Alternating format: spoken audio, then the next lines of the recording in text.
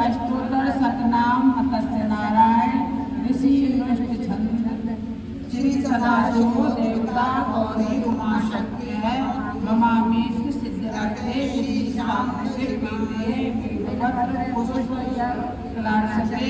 अष्टोत्तर सतनाम है पूजने समर्पणे विनियोग शंकर भगवान ओम महेश्वराय नमः ओम शंभवे नमः ओम पिनाकिने नमः ओम शिवाय नमः ओम वामदेवाय नमः ओम विरूपाक्षाय नमः ओम कपटिने नमः ओम नीललोचनाय नमः ओम शंकराय नमः ओम शूलपाणे नमः ओम कण्वाय नमः ओम विष्णुवल्लभाय नमः ओम शिवेश्वराय नमः ओम अंबिकानाथाय नमः ओम श्रीकंठाय नमः ओम भक्तवत्सलाय नमः ओम भवाय नमः ओम सर्वाय नमः ओम त्रिलोकीशाय नमः ओम श्रीकंठाय नमः ओम शिवाभ्याय नमः ओम उग्राय नमः ओम कालिने नमः ओम कामाय नमः ओम अंबिकासुरसुंदराय नमः ओम गंगाधराय नमः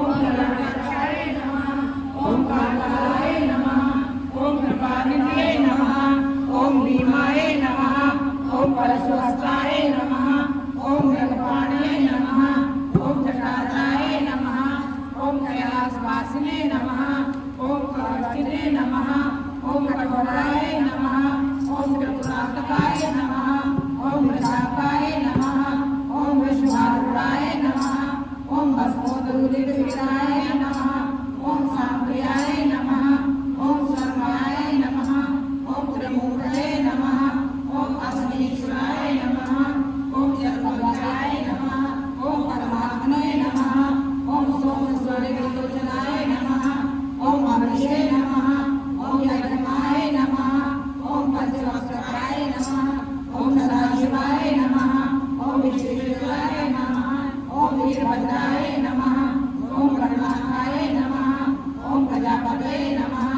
ओम हिरण्यगर्भे नमः ओम दुर्गसाय नमः ओम गिरीशाय नमः ओम गिरीशाय नमः ओम अनघाय नमः ओम भुजभूषणाय नमः ओम भव्याय नमः ओम ग्रंथने नमः ओम गिरिप्रियाय नमः ओम अष्टमूर्तये नमः ओम अनेकात्मने नमः ओम सात्विकाय नमः ओम शुद्ध विग्रहाय नमः ओम शाश्वताय नमः ओम खंडधरे नमः ओम अजाय नमः ओम पाशविमोचनाय नमः ओम कृष्णवासने नमः ओम पुरातने नमः ओम भगवते नमः ओम नमस्तादिकाय नमः ओम लघुजाय नमः ओम सूक्ष्मकाले नमः ओम जगद्व्यापिने नमः ओम जगद्गुरुवे नमः ओम व्योमकेशाय नमः ओम महासेनाय नमः ओम जनकाय नमः ओम चारुविक्रमाय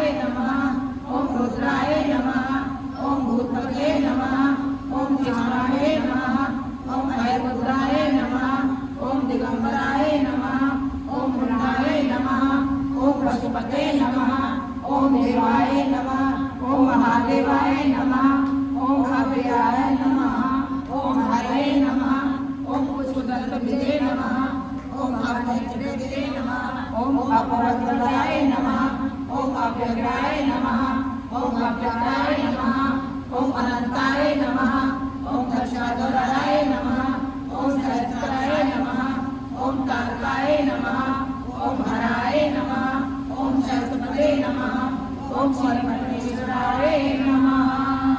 बोल शंकर भगवान की जय, बोल पार्वती मैया की जय। समीशान निर्वाण रूपम विभव व्यापकम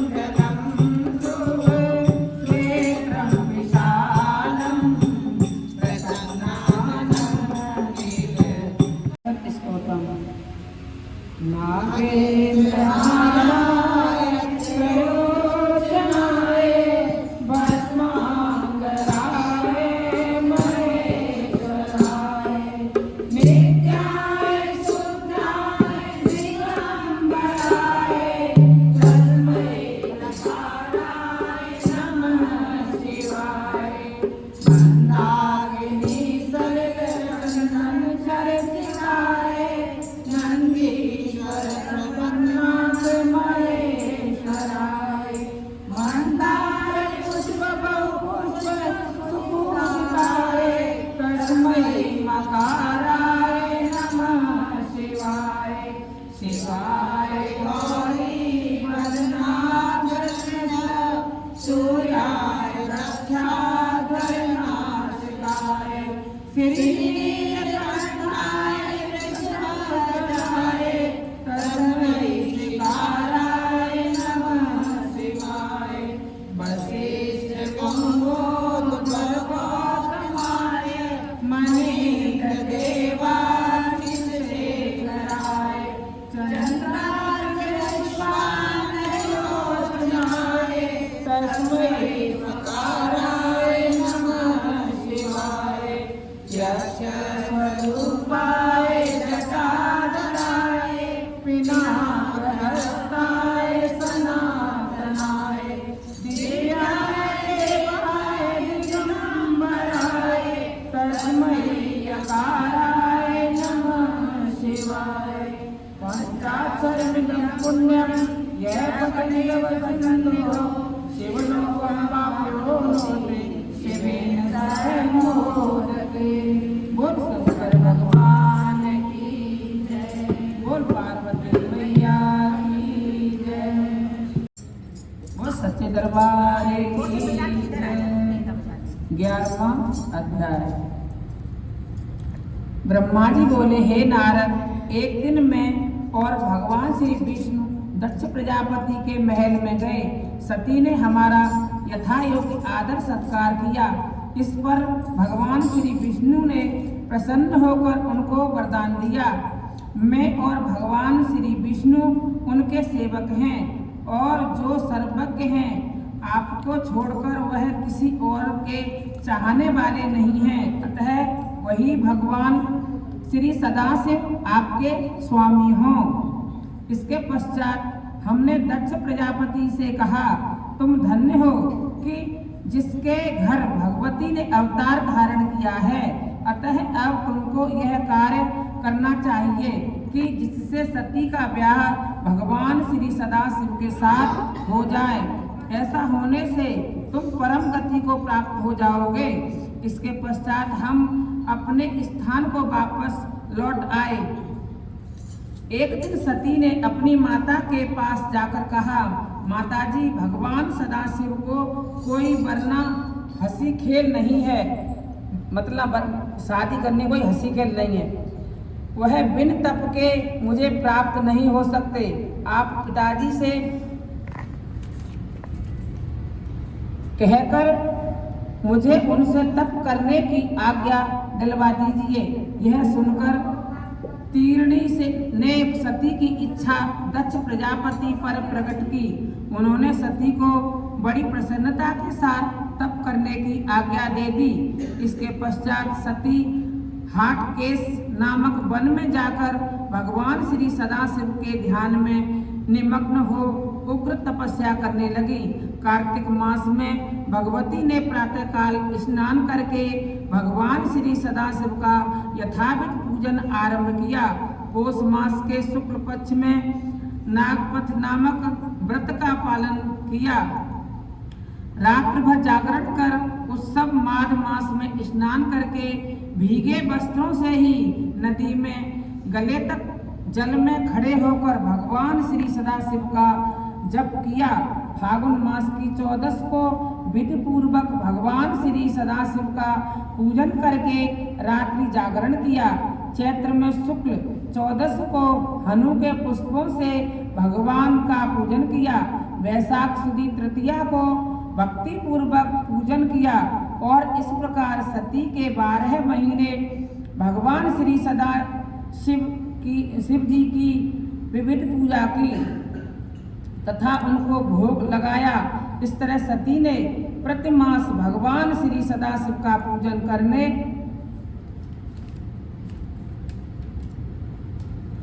के योग धारण करके उग्र तप आरंभ किया और श्वास को चढ़ाकर जल में बैठ गई। उस समय में भगवान श्री विष्णु सहित अन्य देवताओं को साथ लेकर सती की तपस्या देखने के लिए गया। हमने कहा जाकर उनसे कठिन तप को देखा। वह सिद्धों तथा योगियों की भांति तपस्या कर रही थी। फिर दोनों ने सभी देवताओं के साथ मिलकर सती को दोनों हाथ जोड़कर प्रणाम किया। तत्पश्चात हम दोनों लक्ष्मी तथा सावित्री के साथ अन्य देवताओं को लेकर कैलाश को लेकर रवाना हो गए, जहाँ पर कि भगवान सदाशिव विराजमान रहते हैं। बोल शंकर भगवान की जय। 12वां अध्याय।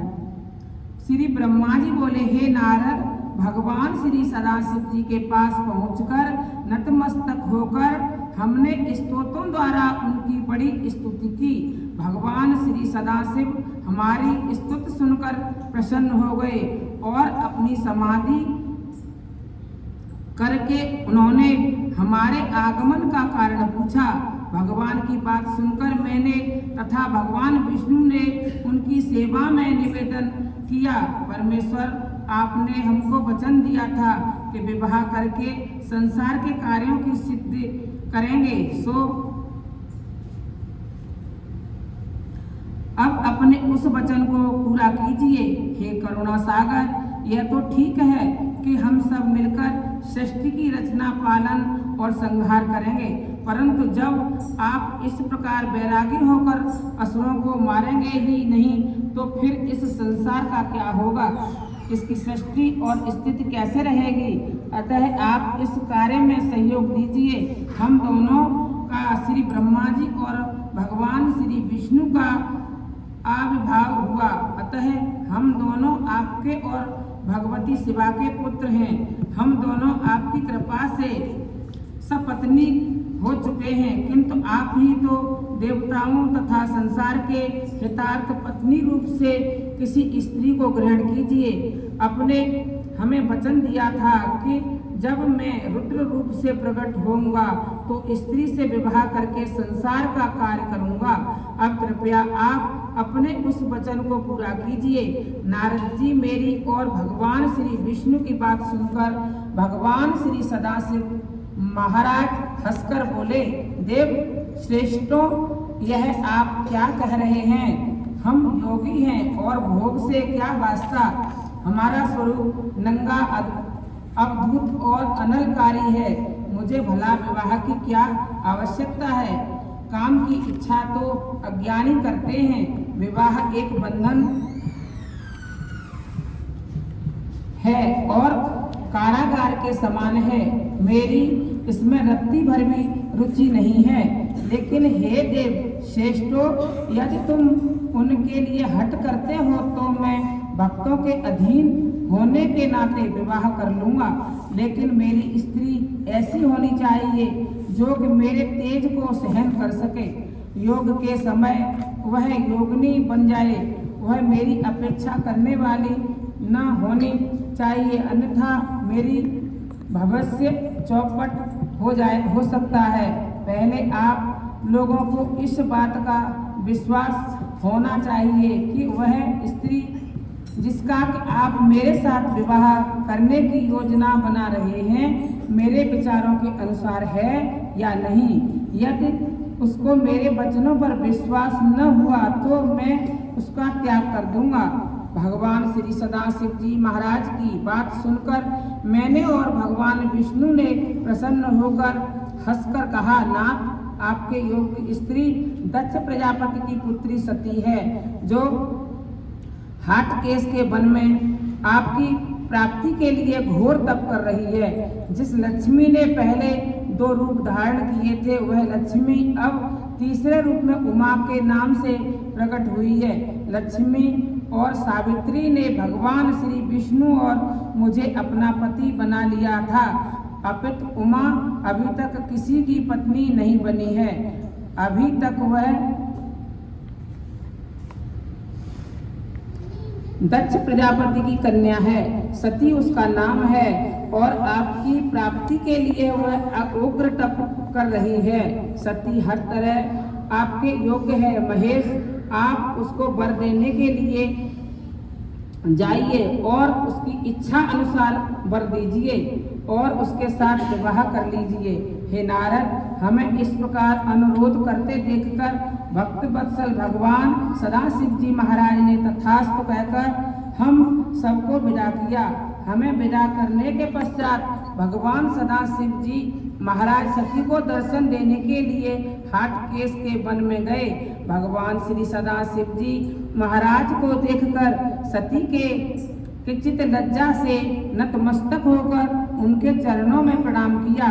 उनको चुपचाप देखकर शंकर जी ने कहा, दक्ष पुत्री, मैं तुम्हारे तप से अत्यंत प्रसन्न हूँ, वर मांगो। लेकिन सती भगवान शंकर के शब्द वर मांगो सुनकर भी ज्यों की त्यों खड़ी रहीं। तब शंकर जी महाराज ने कहा, वर मांगो। भगवान शंकर जी ने दोबारा वर मांगने के लिए कहने पर भी सती अपने हृदय की बात जुबान पर न ला सकी। उसके अभीष्ट ने लज्जा को ढक लिया था।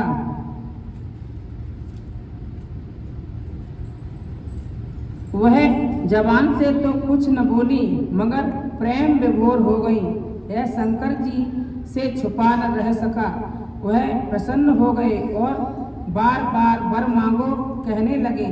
और जब वह बार बार वर मांगने के लिए कहने लगे तो सती ने अपनी लज्जा त्याग कर हाथ जोड़कर कहा, हे वरद, आप अंतर्यामी हैं, फिर आप मेरी लज्जा क्यों भंग कर रहे हैं? यदि आपकी यही इच्छा है तो मैं कहती हूँ कि आपको अपना स्वामी बनाना चाहती हूँ। यदि आप मुझ पर प्रसन्न हैं तो मुझे अपनी सेवा के लिए ग्रहण करें।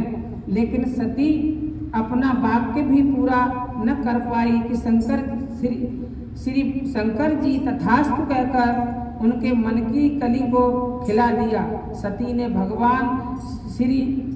भगवान जी से कहा, नाथ, मेरे पिता के समक्ष विवाह विधि से आप मुझे स्वीकार करें। सती की यह बात सुनकर भगवान श्री शंकर जी महाराज ने पुनः तथास्तु कहा और सती महाराज की आज्ञा लेकर अपनी माता के पास आ गईं।